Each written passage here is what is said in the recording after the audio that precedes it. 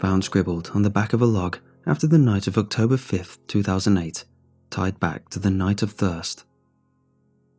Attention night shift staff. Be advised that there is a water restriction in place until further notice. The water has been determined to contain a harmful chemical that may cause extreme health risks. The warden will advise when the water restriction is lifted.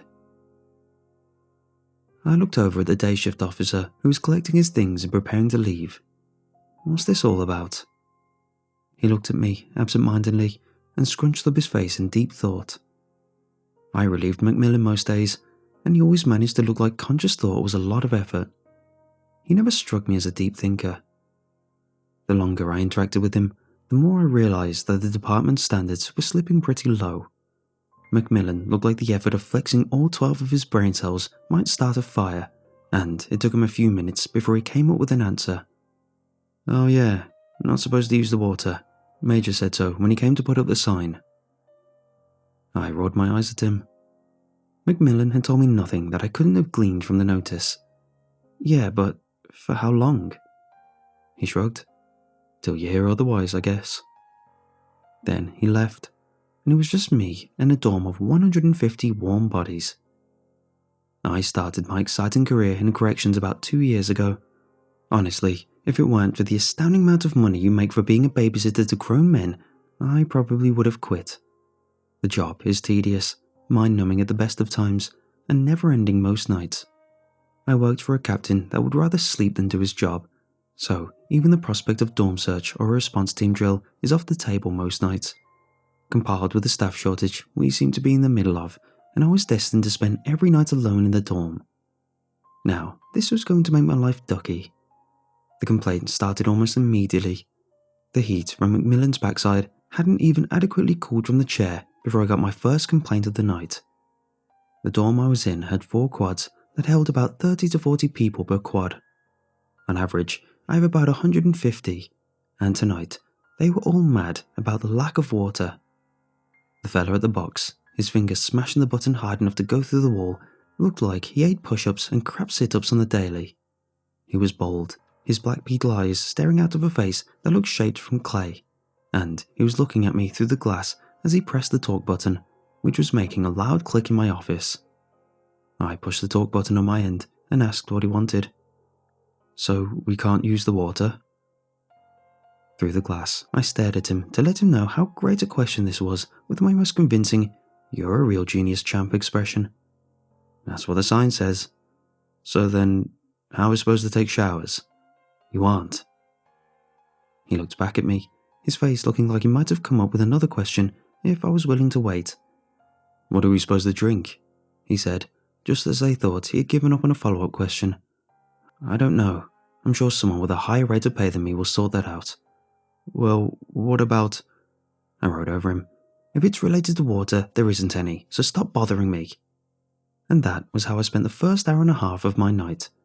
Different representatives from each squad would approach the box, their questions taken on differing allocation levels, until I finally announced that there was no water.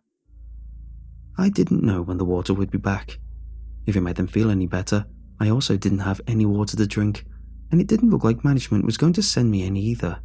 So, unless the further questions had to do with something other than water, and when it was coming back, I had no answers. After that, I sat in my chair, found a book that someone had left, and began reading. I could see them out of the corner of my eye though. Some of them had taken the news meekly enough, but most had formed into tight little angry groups that seemed to be holding individual powwows about the water situation. I saw a lot of furtive looks cast my way, but I didn't let on that I'd seen them, and kept reading. This situation was out of my hands. If management wanted to send down water kegs, or plastic bottles, or a goddamn tidal wave to wash us all to hell, that was above my pay grade. The weirdness didn't happen until after 8. No one had come to help me count, so I just hadn't gone out to count at 7 o'clock. This was not uncommon, but no one had called to bother me about it either. No one showing up might be an everyday thing, but the control room shouting about it was not. Control liked to have their count on time, damn it, and if it wasn't called in, then there would be hell to pay. The radio hadn't made any noise either, but that was nothing to get excited about. I might have a bad radio. It was also possible that, for once, no one had anything to say. These thoughts soon slipped out of my mind, however, when Warden approached the fountain. Warden was a typical inmate. He was slight, pigeon-chested, with a uniform that hung off him and a shaved head that was sprinkled with stubble. While the others had been holding a council, Warden had been staring at the water fountain. After about half an hour, I had only been pretending to read my book and was instead staring at him over the top of the Stephen King novel I had found under the desk. His simple, inbred face was held in the mirage-like grip of the silver drinking fountain, and he darted his tongue across his parched lips as he thought about the bounty that must be inside. He had lightly drunk something today, a beverage with lunch or a sip of something cool on the yard from a keg that was filled by maintenance. But it's strange how being told that you can't have something makes it so important to you. I watched as he got up, after staring at the thing for nearly an hour and a half, and walked over to press the button. I expected nothing to come out, but to my surprise, a stream of water arced out of the bowl of the fountain. Warden looked as surprised as I was, and smiled as he bent his face down to have a drink. The others in Quad 2 looked over at Warden and seemed to notice that the water was working again. They glared over at me. Why hadn't I told them? I went to stand behind Warden as he drank at the fountain. His smile was gulping it down as he looked euphoric. But after a few moments, his laughing friends became less friendly. They slapped at Warden, wanting to drink some of the water as well. The bold one who had asked the initial question pushed them away like a rag doll, bending to drink as Warden lumbered up like a wild animal. The brute had taken no more than a few sips before Warden threw him from the fountain violently, his head leaving a red scree across the wall. Warden bent to the fountain like a starving animal. He gulped down mouthfuls of water, the rest sliding down his chin as he slurped greedily. The big bald brute came shakily back to his feet, a cut on his head leaking blood, and grabbed Warden by the shoulders. I thought he would beat him to death right there, but instead he tossed him back into the day room, Warden slamming into a concrete bench, his arm bending strangely as the other man turned to drink. The others who had walked over with him stepped away, not wanting any part of what was going on, as Warden got up and lumbered towards the fountain. His arm was quite clearly broken, but he lifted the wounded hand to his mouth and sucked at the blood coming from his purpling hand. I looked back to the guy at the fountain and saw that he hadn't even noticed Warden. He was drinking water like he'd never seen the stuff. The water was sliding down his chin as he drank, his throat working furiously as he guzzled it down. I turned back to Warden and sucked in air as I noticed the shank in his hand. He had curled his broken arm to his chest, shuddering as it spasmed, but his other hand had found a short, crude little weapon made of twisted metal. He ran up to the drinker, his friends calling out a little too late. Warden stabbed him about a dozen times. The drinker never stopped, never even wincing, as Warden rammed the knife into his kidneys and back. When the drinker slid down the fountain, his lips were still sucking the air as he tried to drink. As Warden took his place, standing over the corpse as he drank, I heard panicked banging from the other side of the dorm. Robinson was my housemate in Quad 3. He was an older fella who made the best of his situation and never complained. I'd seen him many mornings in the day room, a cup of coffee in one hand and yesterday's paper in the other, before he started cleaning for the day. He was an amiable guy, and I found that I liked him as far as inmates went. He was not the one knocking at the glass. His roommate, a redhead named Griggs, was banging on the glass window that separated him from the hallway and pointing to the shower in the corner. The inmates in Quad 1 weren't the only ones to discover that the water was off limits, but not off.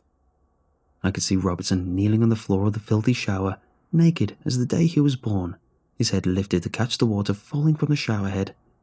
There were others there too, 3 or 4 who had been trying to get him out of the shower and were now just as powerless to leave as he was. They were all catching the water, mouths open and elbows prodding for a better position. The inmates in 3 stood watching them, some of them laughing, but others looking scared as they banged on the glass and tried to get help. I picked up my radio and called for medical. I had no other choice. I had an inmate bleeding in Quad 1, and I had several others displaying strange behaviour. The protocol was very clear on what I had to do. I had to get someone down here to help. I called for emergency traffic, calling for medical and an A-team response.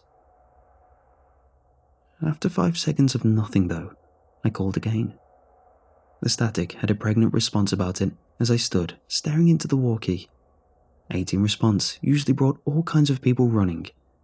I was literally feet away from the captain's office, and the fact that it didn't have people banging to get in was very odd. When I picked up the phone and didn't get so much as a dial tone, that was when I really started freaking out. The glass tinkled to the ground as I pulled out the emergency keys. I wasn't supposed to leave the station unattended, but this seemed like one of those emergency situations they talked about in training. I'd sign whatever incident report I had to after I'd gotten some help here. I was way beyond freaked out, and I needed someone to laugh at me and say that this was normal. Tell me how this was nothing compared to the riots of blah blah or the incident in blah blah. The key slid in easily enough, but the maglocks wouldn't release when I put my shoulder against the door. I slammed against the door, the lock disengaged, but the door refused to open. I slammed it again and again, my shoulder burning, but my nerves turned up to 1,000,000. I had to get out. Suddenly, this station was about 2 sizes too small, and what I needed was fresh air and the sounds of crickets. I needed to run up to the concrete road and to the control room, uniform left behind me, and not stop until I was sitting in my car in just my boxers and undershirt.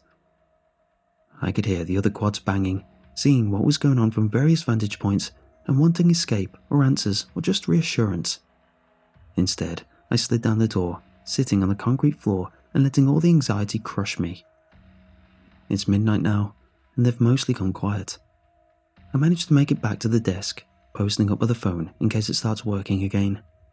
I wished, at first, that I'd stayed where I was. The quads have developed into war zones. Inmates fought over petty gang feuds, fought out of misguided fear, or fought over the precious water that they now all crave. I can see some of them at the fountains now, but there are others in the shower with their mouths open and the water soaking through their cheap prison uniform. Others are in their cells, heads under sinks, or even in the toilet as they drink and drink and drink. Warden is still at his fountain.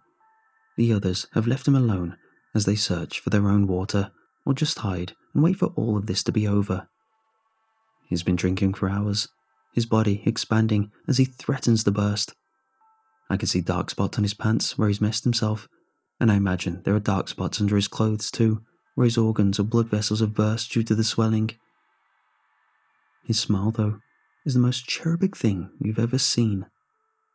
It makes me wonder what he's experiencing as he gorges himself on water. I find myself looking at the fountain in the station and longing to find out. It's only been a few hours, but I can feel my tongue sticking to the roof of my mouth as I watch the quads devolve into madness. It's funny what you miss when you can't have it, right? A few hours without water begins to feel like 1,000 years, and even though I know it would kill me, I still want it. I figure this will be the last thing I write before I go try the fountain.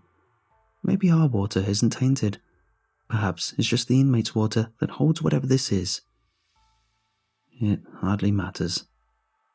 I'm so thirsty now, and it doesn't look like help is coming anytime soon. If anyone finds this, just know that I died smiling. Know that I didn't die thirsty.